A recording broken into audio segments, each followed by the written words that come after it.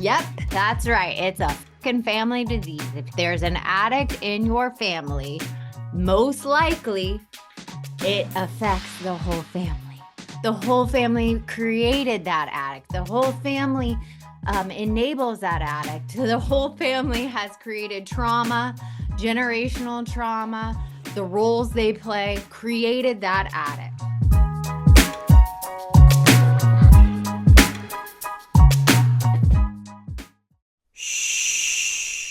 Welcome to the Secret Life Podcast. Tell me your secret. I'll tell you mine.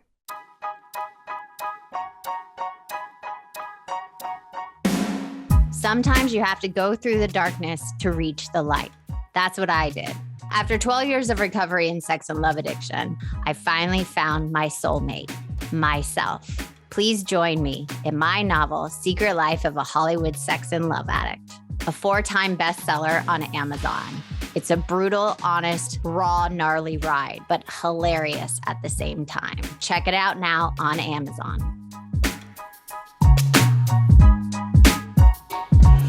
Welcome to Secret Life Podcast. I'm Brianne Davis Gantt. Today I'm pulling back the curtains of all kinds of human secrets. Hear what people are hiding from themselves or others. You know those deep, dark secrets you probably want to take to your grave? Or those lighter, funnier secrets that are just plain embarrassing. Join me each week as we take a deep dive into one subject matter, exploring the how, what, when, where, and why of it all.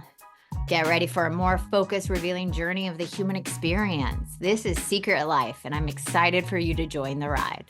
Today, we are talking about dun dun dun. Addiction doesn't happen in a vacuum. It's a family disease. Yep, that's right. It's a fucking family disease. If there's an addict in your family, most likely it affects the whole family. The whole family created that addict. The whole family enables that addict. The whole family has created trauma, generational trauma. The roles they play created that addict. So Mark and I were talking about this subject because what happens is we get rehabs, other therapists, people reaching out to us saying, I have a client for you, and they are an addict addicted to ... Obviously, my specialty is relationships and trauma, attachment, and all that toxic relationship bullshit. But I also work with any addict. So someone that's addicted to ketamine or shopping, or obviously sex and love or porn or Adderall is a big one. Vyvanse is a big one right now. Alcohol, all that stuff. So when we have somebody come to us saying this person is the problem, this child is the problem, this teenager, this 20-year-old is a problem, and that's what we focus on, that person. But what we know, dun, dun, dun, is that as soon as that person comes in and we start working with them, the layers peel back and it's the whole entire family that is dysfunctional. So the person that actually comes to us and starts working with us first is usually not the fucking problem. Their addict is a representation of the dysfunction in the family system, and it affects everybody. It affects mom, dad, dad, whoever it is. Kids, all of it. It affects everybody, and everybody plays a part in the addict's acting out. So that addict comes and we start working and we start peeling the layers, doing the father wound, the mother wound, the roles in the family, how you process relationships, how you communicate, what you use to numb out. We look at all that, and then we start bleeding into the family. And let's just say the family doesn't like that.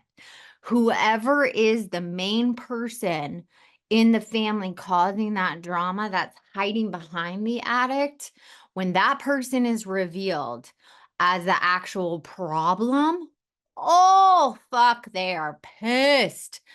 People do not want that mirror held up saying, hey, when your son's acting like this because you had meshed with him, because your husband wasn't around, so you attached to your son so strongly, and he learned that behavior from you, and you took energy from him, so he's empty. He has no sense of self because his sense of self was for you. So when he gets older, he doesn't know who he is. He can't function as an adult. He can't emotionally regulate as an adult. His nervous system's all hijacked.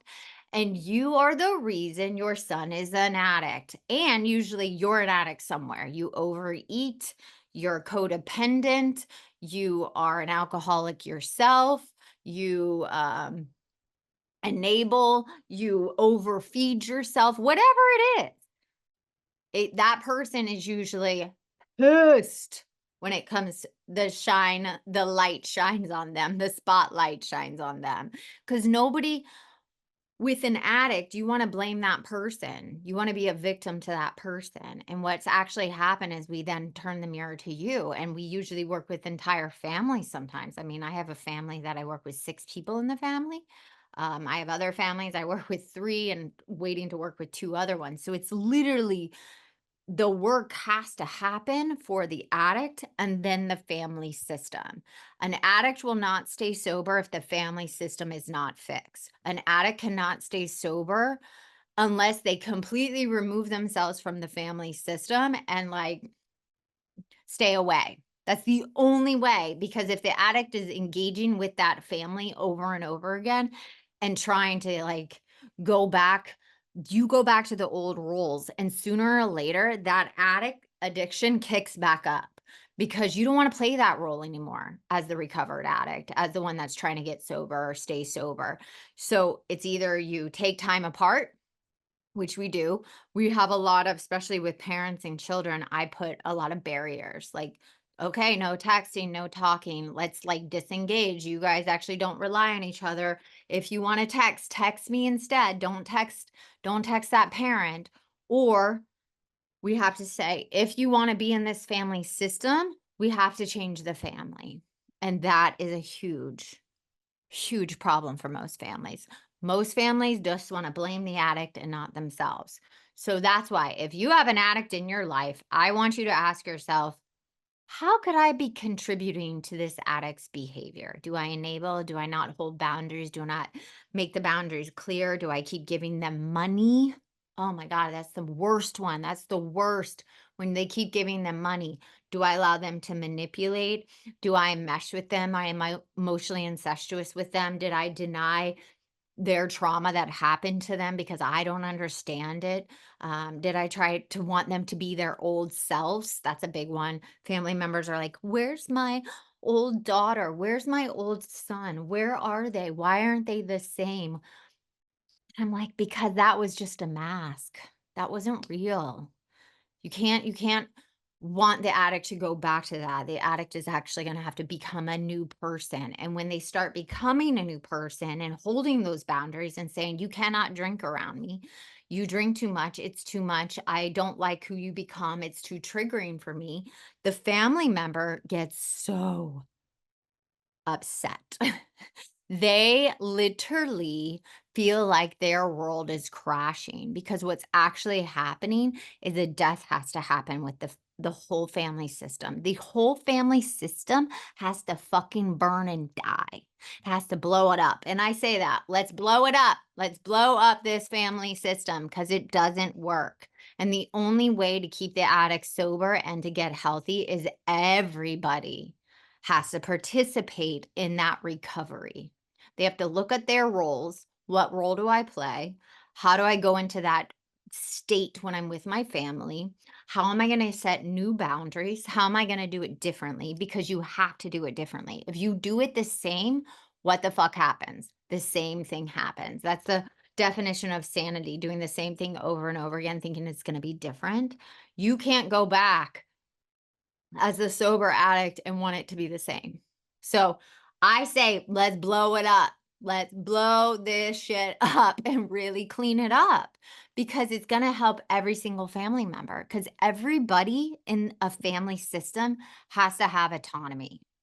And that's what's missing. There's too much enmeshment. There's too much enabling. There's too much not letting the child grow up. There's too much keeping the mom in the mom role when she doesn't need to be in that role anymore, and wanting to be rescued. The children want to rescue or you fix it. And you can't even do that. Or the dad has to show up differently. He has to become more available if he's a workaholic. He has to become more uh, involved, because right now the family system is the dad's working in a way, the mom enmeshes with the kid, and then the kids are all sitting there trying to find a sense of self. They're a perfectionist, they're avoidance themselves, they're addicts, they have toxic relationships, they date narcissists. I mean, the list goes on and on.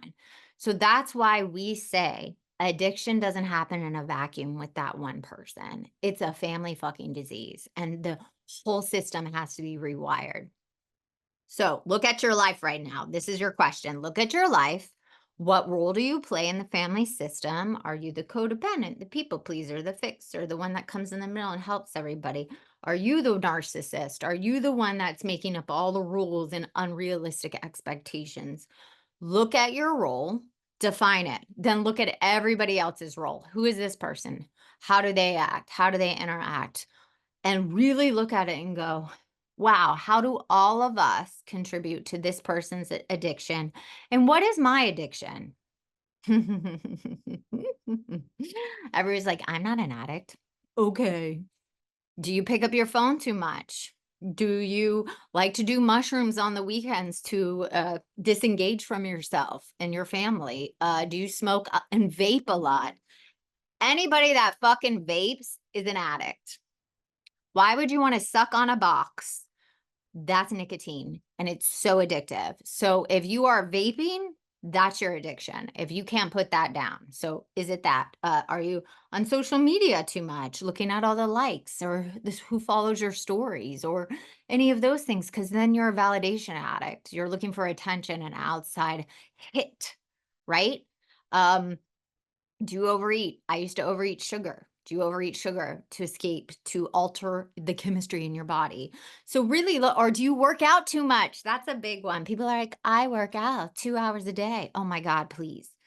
That's you trying to outcreate something, trying to alter your body, your appearance. If you don't work out or you don't go to this class, are you really hard on yourself? So I want you to look at what addictive behavior you do and how that could have contributed to the addict in their addiction. Even if they have a chemical addiction, you have a progressive disease addiction that's like food, exercise, eating, sex, relationships, all of that. So that's the job of today. Look at your life.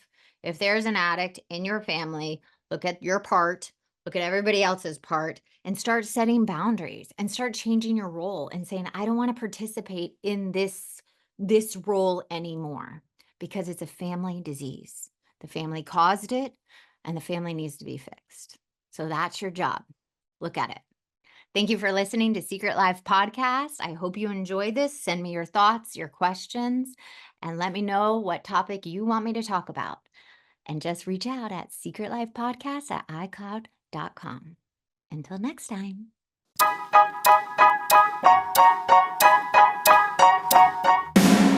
Thanks again for listening to the show. Please subscribe, rate, share, or send me a note at secretlifepodcast.com. And if you like to check out my book, head over to secretlifenovel.com or Amazon to pick up a copy for yourself or someone you love.